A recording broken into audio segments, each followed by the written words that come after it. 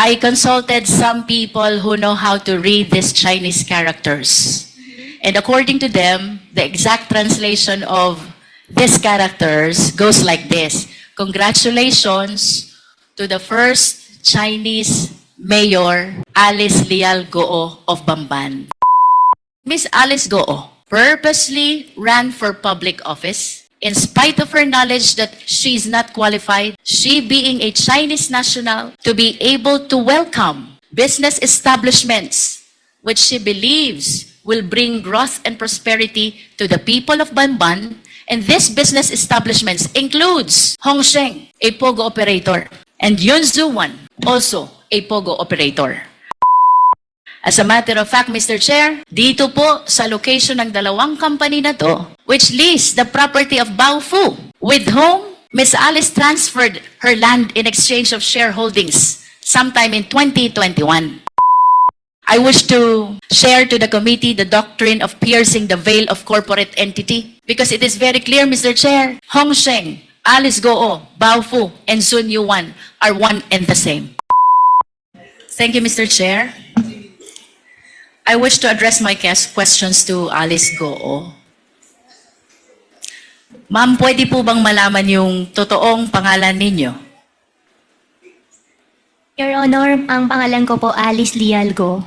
Alice Lial Goo. Would it be okay with you kung tawagin kitang Alice?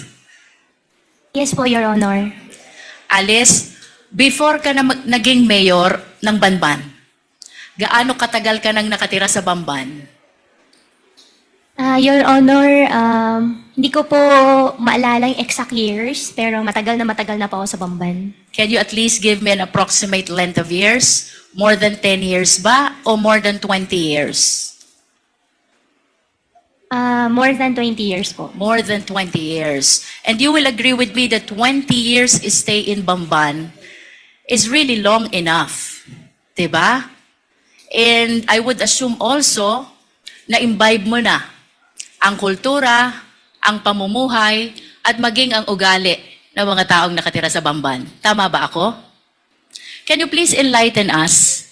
Ano ang kabuhayan doon sa Bamban 20 years ago?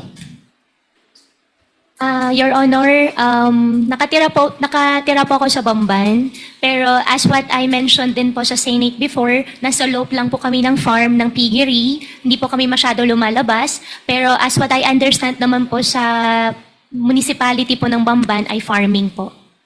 Farming is the main industry in Bamban. Ma'am, if I'm not mistaken po, farming and quarry. Farming and quarry. Alin ang mas lamang? Yung bang farming or yung quarry? Your Honor, tingin ko po farming. Kasi And- marami pong farmers. Mas marami ang farmers kesa sa mga quarry workers. Tama ba? Yes po, ma'am. That was 20 years ago. Now let's move a little forward. 10 years ago, kumusta ang buhay sa Bamban? I believe 10 years ago, ganun pa rin po, Your Ganun Honor. pa rin. So would you agree with me if I would say, kung anong buhay ng mga taga-Bamban 20 years ago, ganun pa rin ang buhay nila 10 years ago? Yes po, Your Honor. How about before you became a mayor? Anong kabuhayan sa Bamban? Ang kabuhayan po sa Bamban, maliban po doon sa na-mention ko po na farmer, ay meron din po ibang nagtatrabaho po sa Clark as workers po. And would you say na ang buhay sa Bamban for the length of 20 years, madali ba o mahirap para sa mga mamamayan ng Bamban? What do you think? From the point of view of an ordinary resident of Bamban, bago ka naging mayor, how do you appreciate the life in Bamban? Madali ba? Masagana ba? Mahirap ba? I believe, Your Honor, hindi po madali para sa kanila at tingin ko rin po, marami pa rin po yung mahihirap. So, you will agree with me if I would say, mahirap ang buhay sa Bamban. Your Honor, tingin ko po hindi naman po lahat, pero for sure po meron po. Alin ang mas lamang, ang mahirap o ang mayaman? Your Honor, mas lamang po ang mahirap. Mas lamang ang mahirap. And soon enough, Mayor, tumakbo ka bilang mayor, di ba? Tama bang isipin na because of your observation, na mahirap ang buhay sa Bamban, na antig ang kalooban mo, naawa ka sa mga tao, nangarap ka para sa kanila, ng kaginhawahan. Tama ba yun, Mayor? Your Honor, that's one of the reason din po. So you confirm na ang dahilan kung bakit tumakbo kang mayor, gusto mong paunlarin ang mga tao sa Bamban. Your Honor, that's one of the reason po, opo. May I know, Mayor, nung na-elect po ba kayo, ano pong type of municipality ang Bamban as to income classification? Your Honor, second-class municipality po. Second-class municipality. And if you still remember, magkano ho ba ang kita ng LGU ng Bamban being a second-class municipality? Your Honor, I have no figure po and hindi ko po maalala po yung data po. But nevertheless, Ma'am Alice, you recognize the fact na iba kung hindi ka mayor, iba kung mayor ka, kung ang pag-uusapan natin ay ang pangarap mong mapaunlad ang Bamban. Tama ba yun? Opo. And the reason kung bakit ka tumakbong mayor, gusto mong paunlarin ang Bamban because you believe na pag naging mayor ka, marami kang pwedeng gawin sa Bamban. Tama ba? Opo, Your Honor. And one of these things that you can do in Bamban, you can invite and welcome investors. And naniniwala ka rin na itong mga investors na itong mga business establishments na ito ang magpapayaman sa Bamban at ito ang magpapaalwan ng buhay ng mamamayan ng Bamban. Tama ba? Ang belief ko po ay pag nakapag-invite po ng more investors po sa bayan po namin, mabibigyan po ng mas maraming work opportunity po sa mga constituents po namin. And let us move forward, Ma'am Alice, 2022. Tumakbo ka na at umupo ka na bilang mayor. Of course, you confirm that because that is a common knowledge, no? I'll be showing some pictures, ma'am, ha? I hope you please enlighten us kung sino itong larawan na ipapakita ko sa iyo. I am referring to the picture on the right of the monitor. Opo. Alice Leal Goo, Bamban. Kayo po ba ito? Yes, Your Honor. And can you please enlighten us, ano po ba ang nakasulat dito sa poster na ito? Your Honor, ang alam ko po dyan, yan po ay isang newspaper po na from the, I think, Chinese community na kinakongratulate po nila. Yung daddy ko po. Yung dad ko po kasi isang Chinese. And why are they congratulating your dad who is also a Chinese? Sila po yung, since Chinese, tingin ko po since Chinese po sila, at nag-congratulate po sila through Chinese newspaper. I consulted some people who know how to read these Chinese characters. And according to them, the exact translation of these characters goes like this. Congratulations to the first Chinese mayor, Alice Leal Goo of Bamban. Ma'am, wala pong gano'n nakalagay. Okay. Can we proceed to the next picture?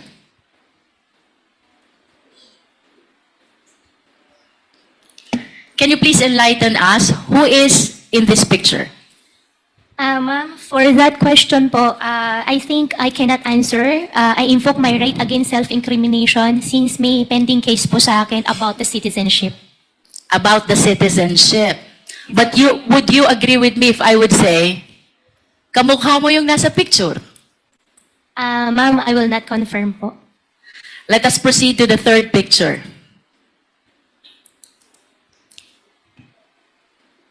The third picture is your passport from the Republic of China.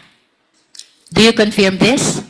Ma'am, I'm not confirming it. I have 8 pending cases on the court. I invoke my right against self-incrimination po, ma'am. Sorry po. Nonetheless, Mr. Chair, I wish to manifest that the third picture is the picture of the passport of Alice Goo, issued by Chinese government, where the name of her mother, Lin Wenyi, is indicated, and she is described as the dependent of a holder of special investor resident visa. The mother is even described as from Fujian province. And I wish to go back to the first picture. Miss Alice Goo was described also as from Fujian province. And I understand that Miss Alice Goo acknowledged only the first slide and refused to identify the second and the third slide. Nonetheless, Mr. Chair, I wish to manifest that these documents are evidence to show that indeed the nationality of Ms. Goo is Chinese. Nonetheless, Mr. Chair, in order to realize her intention, run to a public position, bring growth and prosperity to the municipality of Bamban, including the people who lives thereat, Ms. Alice Goo allowed, if not she's the one who purposely caused the same, the late registration of his birth, and even the application of her Philippine passport. I understand, Mr. Chair, that the right to run to a public office is a right which is exclusive to Filipino citizens. And I wish to manifest as well that this should be dealt with by law because this is something which open the country to issues of national security and interest, Mr. Chair. If I may proceed, Mr. Chair, bilang mayor, Ma'am Alice, in line with your vision, paunlarin ang Bamban, bigyan ng kaunlaran ang taga-Bamban, ano po ba ang mga kumpanya na dumating sa Bamban during your time as mayor of Bamban? During my time po, dumating po ang Jollibee, dumating din po ang McDonald's, dumating din po si RCS po na isang supermarket chain, and supposedly may mga darating pa mga factories and restaurants po, ma'am. And would you confirm that it was also during your time nung dumating ang Baofu? No po, ma'am. You don't? Ang Baofu po is not 2022 po, ma'am. But the business permit signed by you shows the date October 25, 2022. Ma'am, I think may previous po na mayor's permit. Nag-start po Let yan me rephrase my 2000. question. Yeah. Therefore, it was during your time nung na-renew ang business permit ng Baofu. Do you agree to that? Sorry, Your Honor, anong year po? 2022, October 25. October 20. I think po. Opo. You are the mayor already. As a matter of fact, if the secretariat can show the business permit of Baofu was signed by Miss Alice Goo in her capacity as mayor. And would you confirm as well na yung Zunyu One Tech dumating din at na-issuehan ng business permit during your time? Your Honor, I issued the mayor's permit for Zunyu 1 because meron po silang PACCAR license po na pinakita po sa amin. May we direct the resource speaker, Mr. Chair, to limit her answer to the question. The question, Ms. Alice Goo, is, pinatototohanan mo ba na sa panahon mo bilang mayor, June 27, 2023, na-create ang Zunyu 1 at na-issue ang business permit? Your Honor, I issued the permit for Zunyu 1 with the attachment of PACCAR license po nila. But you confirmed that you issued the business permit. I issued the business permit with the attachment po ng PACCAR license po nila. Thank you. Thank you, How ma'am. about Hongsheng Corporation? When was this established? Your Honor, for Hongsheng, I'm not sure with the exact date po. And you will agree with me also that during the Senate hearing, etong tatlong kumpanyang ito, whenever you are being interpellated, palaging nababanggit. Yes po. Tama ba? Yes po. Can you enlighten us? Ano po ba ang naging koneksyon, partisipasyon nyo dito sa tatlong kumpanyang ito kung bakit parating nababanggit ang mga kumpanya na to? Your Honor, I think 2018 or earlier, hindi lang po talaga ako sure sa exact year, the land of the Baofu belongs to me. And I sold, What year is that, Miss Alice? Your Honor, 2018 or 19. 2018. You are the owner of the land of Baofu. Of the land. 2018. Yeah, 18 or 19. You are not yet the mayor. I'm not yet the mayor. Okay. And 2021, I divest the entire property to the corporation po. And can you please cite the exact date when you divested yourself of your interest in Baofu? 2021, September 21, 2021. I believe so po, ma'am. And that is 7 days before you filed your certificate of candidacy for mayor of Bamban. Okay. What therefore is the significance of your ownership of this land with respect to Baofu, Hongsheng, and Sunyuan? Ano pong kahalagahan ng pag-aari nyo? Your Honor, after year 2021, I owned the land before year 2021. After year 2021, wala na po ako pag-aari. Hongsheng, I don't belong. Zunyuan, I don't belong din po. What therefore is the connection of Baofu with Hongsheng? Baofu and Hongsheng, as what I understand, Baofu is the property owner and Hongsheng is the licensee po. How about Baofu and Zunyuan? Baofu and Zuanyuan, I think, if I'm not mistaken, the documents they showed us is Zunyuan leased the partial, I think, 3 floors of Baofu. I think we have the contract of it. In other words, Miss Alice, even the buildings which are erected on the lands are owned by Baofu? Tama ba yun? Your Honor, I think I'm not the right person to answer, but as what I understand po, from the documents we get from Zunyo 1 before, yes po. You mentioned earlier sometime in 2018 to 2019, ikaw ang may-ari ng lupa. Yes, ma'am. Then sometime thereafter, nilipat mo sa Baofu. We form a company. Ang pinaka-share ko is the property. Ang usapan po namin What is the name of the company? Baofu. Baofu. Yeah. And when the initial plan was housing. However, nung ang usapan ay maglalabas na ako ng in cash, initial agreement was only the property, ang pinaka-share ko. And nung usapan ay maglalabas na ako ng pera, hindi na po ako pumayag, I divested already. And Okay. after that po, hindi ko na po alam. Matagal ka ng negosyante, Alice, tama ba? Your Honor, yes po. And I wish to share the list of the companies owned by Goo family. Secretariat, please. As a matter of fact, based on my research, your family own 11 out of 12 listed companies, no? The significant observation, Miss Alice, ang may-ari ng 11, lahat family members. And I would assume na mas komportable ka na ang kanegosyo mo ay family member. Tama ba yon? Your Honor, yung nakita ko po sa harapan ko po, hindi po lahat sa akin. And then, or sa But your amin. name is listed.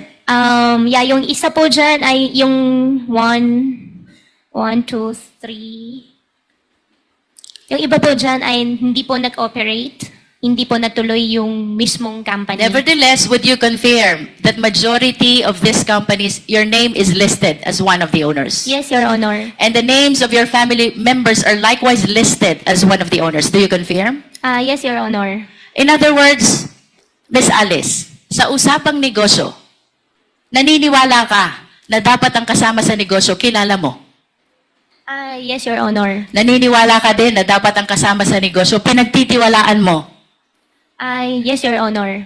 At bago magkaroon ng tiwala, dapat kilala muna. Tama? Yes, Your Honor. And you will refuse to join any business dealings or business venture kung hindi mo kilala ang mga taong kasama mo. Tama ba? Yes, Your Honor. As a matter of fact, very significant itong list of companies na to. Ayaw mo nang hindi mo kilala. Because most of the incorporators are family members. Do you agree? Hindi naman po sa ayaw ko. Most, at least. Okay. Most. Di ba? Ang maliwanag, Alice, Hindi ka sasama sa negosyo kung hindi mo kilala at hindi ka nagtitiwala sa taong kasama mo. Yes po. Correct. Now, I wish to invite your attention to the Articles of Incorporation of Baofu. Secretariat, kindly flash.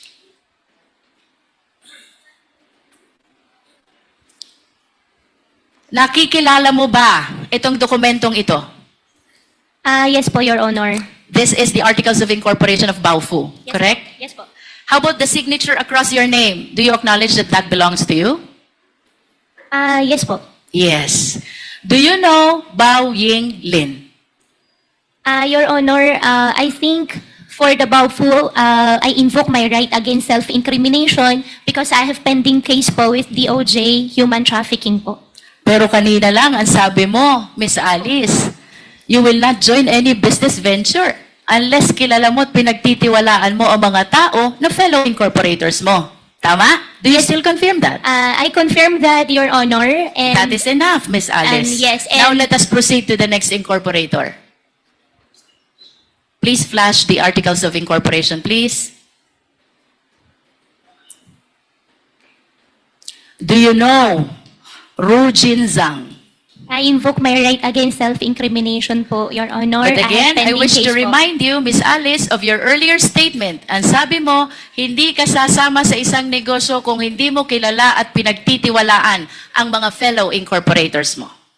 Your Honor, since may pending case po, I understand. opo. Now let us proceed to the third incorporator, Zhang Wang. Do you know him? I invoke my right po ulit, Your Honor. For the information of the committee, Mr. Chair, ito pong si Bao Ying Lin, fellow incorporator ni Alice Goo, sa Baofu Corporation is convicted of 3 billion Singaporean dollar money laundering. And this after she made the statement na hindi siya sasama sa isang negosyo kung hindi niya kilala at pinagtitiwalaan ang mga kasama niya. With respect to Ru Jin Zhang, Mr. Chair, he is likewise convicted of 3 billion Singaporean dollar money laundering. Again, this is after her statement na hindi siya sasama sa isang negosyo kung hindi niya kilala at pinagtitiwalaan ang kasama niya. The third incorporator, Zhang Wang, Mr. Chair, used to be with Hongsheng Corporation, whom after the 2023 raid was charged of the crime of cyber crimes. Again, this is after the statement of Miss Alice Goo na hindi siya sasama sa isang hanap buhay kung hindi niya kilala at pinagtitiwalaan ang mga taong kasama niya. I wish to manifest, Mr. Chair, that this representation humbly submit that Miss Alice Goo purposely ran for public office in spite of her knowledge that she is not qualified, she being a Chinese national, to be able to welcome business establishments which she believes will bring growth and prosperity to the people of Banban, and these business establishments includes Hongsheng, a POGO operator, and Yunzu Wan, also a POGO operator. As a matter of fact, Mr. Chair, dito po sa location ng dalawang company na to, which lease the property of Baofu, with whom Ms. Alice transferred her land in exchange of shareholdings sometime in 2021, while maintaining control of the same after the same date. Dito po nahuli ang maraming Chinese nationals who are now charged of the cases of money laundering and even qualified human trafficking, Mr. Chair. Your Honor, if I may, just a short interjection. Para lang matanong ko lang si Miss Alice Go. Yung bang mga nabanggit na mga pangalan ni Congresswoman Luistro, si Ziyang Wang, si Rujin Zhang, at saka si Bai Yong Lin, did you say nakakilala mo to? Kikilala mo sila? Mr. Chair, ang kakilala ko po dyan talaga si Wang Ziyang. Si Wang Ziyang. So is this the same Wang Ziyang na nabanggit ni Congresswoman Luistro na na-convict sa money laundering? As a cybercrime? Siya ba yun? Mr. Chair, hindi ko po alam na nakasuhan po siya ng cybercrime. Okay. So, ito ba sila ay galing sa isang probinsya sa China? Mr. Chair, nakilala ko po si Wang Jiyang sa Clark. Sa Clark? Opo. But mga galing sila sa China. Yung dalawa po, hindi ko po kilala. Okay, sige. Thank you. You may proceed, Congresswoman Luis. There are speculations, Miss Alice, na itong Hongsheng, ang Baofu, Zun Yuan, and you are one and the same. Do you agree? Totally not agree. Totally not. Listen to this. September 16, 2020, you signed the application in the Sangguniang Bayan of Bamban in behalf of Hongsheng, applying for franchise, license, and permit. Your Honor, I did not sign any documents po. You did not I sign. did not sign. However, nakalagay po yung pangalan ko po dyan as representative, but I did not sign any documents po. Would you know kung sino ang naglagay ng pangalan mo? Your Honor, I have no idea. You have no idea. Next, Miss Alice, February 11, 2021, you executed a lease.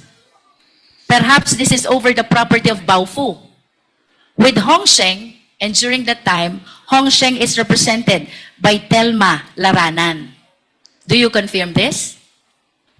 Your Honor, regarding Baofu, I invoked my right against self-incrimination po.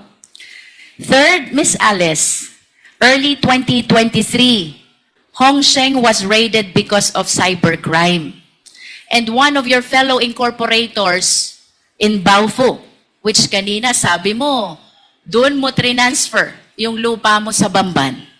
One of your fellow incorporators, Zhang Wang, nakasuhan ng cybercrime. Do you confirm this? Your Honor, hindi ko kinong-confirm. I have no idea nakasuhan po siya ng cyber. And after ma-raid itong Hongsheng, Zunyuan Technology applied for a business permit on the same address, on the same location. You were the mayor, you issued the permit. Do you confirm? Ma'am, I issued the permit with the attachment of PAGCAR license. I understand. But what is apparent, Mr. Chair, well, there is a document where Alice Goo is described as representative of Hongsheng back in September 16, 2020. This is the first POGO operator. It was followed by a contract of lease signed by Alice Goo with Hongsheng. And then this was followed by the raid of Hongsheng, which was replaced by Zun Yuan, which Alice Goo provided a business permit in her capacity as a mayor. I wish to share to the committee the doctrine of piercing the veil of corporate entity, because it is very clear, Mr. Chair, Hongsheng, Alice Goo, Baofu, and Zun Yuan are one and the same. Mr. Chair, I'm about to wind up, but I have few questions left. Can we please show the last slide of two personalities with last name Yang? Secretariat, please. Alice, kilala mo ba to? Your Honor, hindi po. Can we flash the next picture? How about this picture? Your Honor, hindi po. Hindi ko rin po nakita, hindi ko po siya kilala. The first picture is Michael Yang, and the second picture is Hong Zhang Yang. My question for you, bakit may joint account si Hong Zhang Yang, kapatid ni Michael Yang, at si Yu Zhengkan, na manager ng Hongsheng? Your Honor, hindi ko po alam yon. To wind up, Mr. Chair, I wish to make a very short manifestation. This representation might sound repetitive already, but it is apparent that this long chain of perpetration of the crime started with the abuse in the late registration of birth. Ms. Alice Goo was able to procure a birth certificate from the Philippines and even the Philippine passport, which paved the avenue for her to run to a public office. I urge the House, let us strengthen our rules, because if the loose rules on Filipino citizenship, including the rights attached to it, which must be exclusive to Filipino nationals, then we will be at the behest of the perpetrators of illegal activity. To add, Mr. Chair, the fictitious birth certificate even paved way to solicit identification cards from different government offices. That includes the DFA, the BIR, the LTO, and the similar government offices, Mr. Chair. Second, Mr. Chair, the layering by way of registration of various documents, making it appear that they are legit corporation, makes it harder for the Philippine government to verify and even monitor the illegal activities of these foreign nationals, Mr. Chair. So I wish to suggest that we install a monitoring system with the SEC. We wish to recommend to the SEC that they install a monitoring system to make sure that the application for registration is legit, the operation is genuine, and the location is indeed existing. Third, Mr. Chair, illegal activities and illegal POGOs will not proliferate if they are not able to transfer money. So I humbly suggest as well, Mr. Chair, that we tighten our rules on anti-money laundering. Hindi po sila makakapag-perpetrate ng illegal activities if there are no funds which will fuel their illegal activities. I submit, Mr. Chair. Thank you, Congresswoman. Umani naman ito ng iba't ibang reaksyon mula sa ating mga netizens. Ayon kay Gracia Corazon, thumbs up Kong Luistro, isa kang mahusay na mambabatas ng ating bansa. Very professional sa kilos at pananalita unlike any other elected officials in the government. Pahayag naman ni Mariano Jubilo, sana dumami pa ang katulad ni Attorney Luistro, kailangan ng bansa ang mga katulad niya. At ito naman ang saloobin mula sa ating kababayan na si Danny Caresa, super silot talaga sa husay at galing ni Kong Luistro. Grabe siya sa tanungan kaya talagang huli niya kung nagsisinungaling ang kanyang tinatanong. Mga kababayan, feel free to comment below para maglabas ng saloobin sa balitang ito.